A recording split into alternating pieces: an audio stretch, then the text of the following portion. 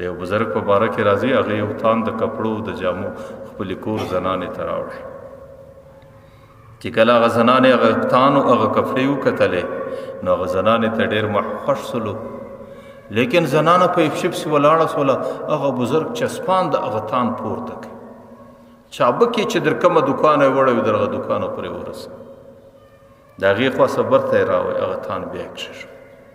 هغه زنانه ورته حضرت یو ځل دې زما په خوښه باندې راوړی، او بیا چې کله زما پسند او خوښ سولو او برته دې یوړی برته دې راوړی، په دې مطلب دې پوه نه سوم چې تا ته اوس څه در پېښ شو.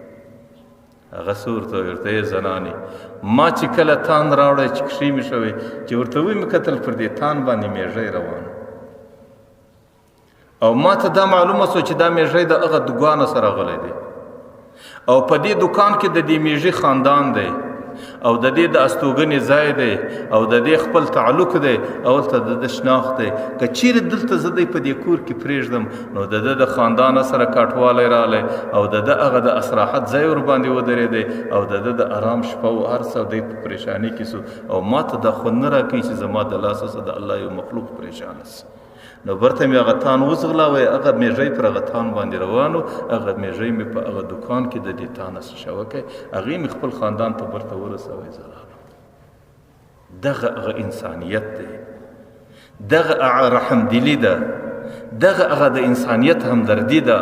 دغه د انسانیت د الله تعالی د مخلوق سره شفقت و مینه ده چې سړی د الله تعالی د مخلوق سره زندگی چې کوشش دا وکړي چې زما د زندګۍ سره یو چاته ادنا تکلیف هم نه ورسیږي، هغه مسلماني، هغه کافري، هغه انساني، هغه حیواني، هغه خپلې که پردی، هغه نارینه که زنانه. ځکه ما په تیر واز کې درته ویل پیغمبر علیه صلات وسلام به ډېر کوشش دا کوی چې د شپې به تهجد لواتی او په ډېر ارامه به واتی چې زما د کور زنانه حضرت عایشه ده، او زما د تهجد د لمانځه په خاطر د هغې سترګې را روڼې نه سي او د هغې په خوب کې خرابي را نه سي. ځکه ټول مخلوق الله ته ګران دی، دا مخلوق الله تعالی په شوق پیدا کړی دی، او دا مخلوق الله تعالی په مینه پیدا کړی دی. پیغمبر علیه صلات وسلام حدیث قدسی را نقل کی، الخلق عیال الله، دا د الله عیال دی. فاحب الخلق من احسن الى عیاله، الله ته په ټول انسانیت کې ډېر محبوب هغه څوک دی چې د الله د عیال سره زندگی کوي. حضرت نوح علیه صلات وسلام چې کله په غصه نو حضرت نوح علیه صلات وسلام شرا وکړه، ربي لا تذر على الارض من الكافرین دیارا، یا الله د کافرانو پر دې مځکه باندې هیڅوک مه پرېږده. چونکه هغه وخت کې ټول مځکه د کافرانو مخ ولو، اکثریت دی ولو، نو الله تعالی طوفان نوح راوست. چې کله د نوح علیه صلات وسلام طوفان رالی، په هغې کې چند کسان بچاو، نور ټول مځکه غرق سول. چې څه زمانه تېره سوه، الله تعالی حضرت نوح علیه صلات وسلام تولته یو څو منګیان جوړ کړه. حضرت نوح علیه السلام ورته کښېناستی، خټه یې تیاره کړله او منګیان یې جوړ کړو، او په ډېر شوق یې جوړ کړو، ځکه الله تعالی ورته ویلي چې کله منګیان جوړ کړو یو لویه خره یې ووډله د منګیانو. الله تعالی دستي وحی ورته وکړي، ورته یې نوحه دا منګیان اوس یو یو په خپله د مځکې وماتوی. حضرت نوح علیه صلات وسلام دستي ورته ویل، یا الله ما خو دا منګیان ښه منګیان جوړ کړي دي، پر دې باندې زما وخت ولګېدی، او پر دې باندې ما ستړیا برداشت کړله، او پر دې باندې زما عمر ضایع سو، یا الله اوس یې برته څنګه مات کړه. نو د نوح علیه السلام د هغه منګیانو ماتېدو ته زړه نور غوښت، ځکه د الله تعالی سره څه چونو چې راوکړله، الله تعالی ته ویل دا منګیان ولې مات کړم، ما په ډېر شوق جوړ کړي دي. الله تعالی ورته ویل، نوحه دا منګیان دې په خپله جوړ کړو که دې زما په امر جوړ کړو؟ ورته یا الله په خپله مې هېڅ شوق نه و، ستا په امر مې جوړ کړو. ورته بیا هم ستا د دې منګیانو ماتېدو ته زړه نور غواړي. ورته یې نوحه دغه مخلوق ما په خپل شوق پیدا کړی، ما په خپل محبت و مینه پیدا کړی. لکه الله تعالی حدیث قدسی دی، الله وایي کنتو کنزا مخفیا، زه یو پټه خزانه وم، فاحببت ان اعرف، ما ته دا خوند راکوی چې زه وپېژندل سم. فخلقت الخلق لاعرفني، دا مخلوقات مې د دې دپاره پیدا کړو چې ما وپېژني. ورته یې نوحه دغه انسانان خو ما په خپل شوق پیدا کړي، ما په خپل محبت پیدا کړي، او د دې سره زما مینه او محبت و. تا څنګه چې طبیعت یې خراب سو، بس یو دم دې دا ویل، ربي لا تذر على الارض من الكافرین دیارا، یا الله پر دې مځکه یو کور مه پرېږده، ټوله خراب کړه. نو منګیان چې تا جوړ کړي دي د هغې ماتېدو ته د زړه نور غوښتی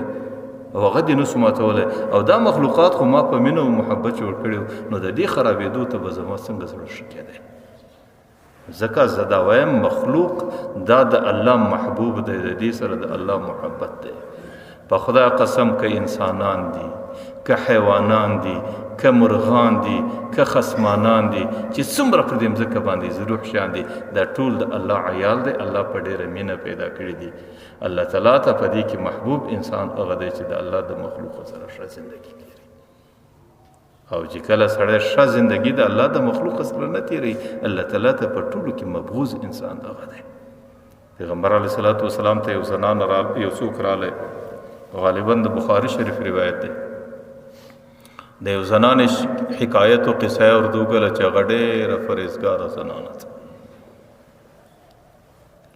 د ورځې روژې نیسي د شپې عبادت کوي او په ټوله علاقه کې د هغې د بزرګۍ او شهرت یو ډېره نیکه زنانه ده لیکن چونکې ډېر عبادت او ډېر عمل سړی خوش کوي ورته د الله رسول یو مرض کې پیدا دی چې د هغې ژبه لږ تیزه ده د خلکو ته غوسې کوي خلکو ته خوشکه کوي د خلکو سره لږ سخته زندگی کوي پیغمبر علیه السلام ته دغه زنانه جهنمي ده د دې دا معنا که نفلي روژې سړی ټول عمر نیسي او که د شپې ټوله شپه نفلي عبادتونه کوي د دې درجه ډېره وروسته ده د دې څه مخکې دا درجه دا ده چې ته به انساني زندگی لرې ته به اسلامي زندگی لرې ته به د محبت زندگی لرې ته به د چا دلازاري نه کوې او ته به څوک نه پریشانه کوې او ته به د چا عزت نه خرابوې د ټولو څه مخکې درجه د هغه ده ځکه بهترین معاشرت هغې د نفلي عباداتو مقدم دی د هغې سره نفلي عبادات ډېر زیات دي لیکن چې په معاشرت کې دغه زندګي زنانې کمزوري ده د پیغمبر علیه السلام ته دا زنانه جهنمي ده بخاری شریف ان امرأة دخلت النار فی هرة یو زنانه د هغې په کور کې د پشي څخه ډېره تنګه سوه شاید نیکه زنانه وه عبادت گزاره زنانه وه یو ورځ یې هغه پشي په خونه کې وتړله پر هغې باندې ټولې لارې بندې کړې چې کله پر هغې باندې لوږه و تنده راله هغه پشي د لوږې و تندې څخه مړه سوله او د وخت پر نبي باندې وحي رالی ان امرأة دخلت النار فی هرة چې هر څه یې وکړو دا زنانه د دې یوې پشي په خاطر الله په جهنم کې وغورځوله ځکه پشي هم د الله تعالی مخلوق دی او په دې باندې د الله تعالی خوا بدېږي نو ځکه انساني زندگی دا ډېره بهترینه زندگی کله کله موږ دې حدیث کې پیغمبر علیه السلام وایي المسلم من سلم المسلمون من لسانه په ژبه به سړی چاته تکلیف نه ورسوي